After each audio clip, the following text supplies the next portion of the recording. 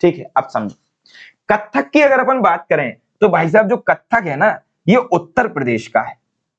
कथक कहाँ का है?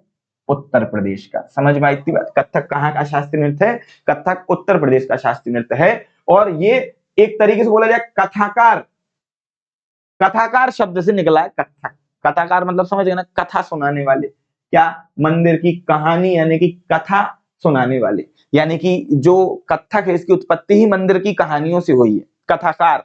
ठीक है भैया, समझ में आई इतनी बात? ठीक है, अब समझो इसकी कोई कुछ विशेषताएं हैं कथक की, जैसे तेज फुटवर्क। आपने देखा होगा पैरों को इस तरीके से ऐसे, अब ये मान के चलो पैर है, मेरे पैर तो नीचे ना, ये पैर है, ये पंजा है, और कैसे उठपटांग पैर होगा, नहीं हो पाएंगे ऐसे थप थप थप थप थप थप, ऐसे तुमने देखा होगा, नहीं कर पाऊंगा भाई, ये ट्रेंड डांसर कर पाते हैं। ठीक है, इसमें चक्कर, चक्कर यानी कि घूमते हैं, तुमने देखा होगा इस तरीके से दीदी कर रही है यहाँ पे, तुमने देखा होगा ये इसी तरीके से किया जाता है, पैरों में घुंघरू होते हैं। समझ में आई इतनी बात? ठीक है, ये कथक है। इसमें तेज घुमाव लिया जाता है कई बार, और अभिव्यक्ति जो है वो हाव भाव से की जाती है। भाई साहब बहुत कठिन है ये, सुनने में चीजें जितनी आसान होती हैं उतनी कठिन होती हैं भाई साहब। ठीक है, तो ऐसे बोलना और करना जमीन आसमान का अंतर है।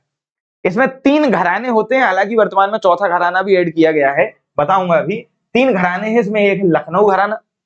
लखनऊ घराने की अगर बात करें तो इसमें अभिनय, अभिनय पर यानी कि अपन बोले नाट्य पर विशेष बल दिया जाता है। समझ में आ गई बात? लखनऊ घराने में क्या होता है, नाट्य पर विशेष बल दिया जाता है, और चेहरे के जो हाव भाव हैं, भाव जो होते हैं, उन पर भी बहुत विशेष बल दिया जाता है। इसके बाद एक घराना है जयपुर घराना।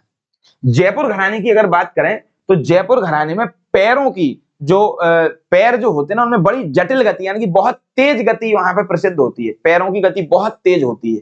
समझ में आई इतनी बात? तो याद रखना यहाँ पे क्या होता है, पैरों की गति तेज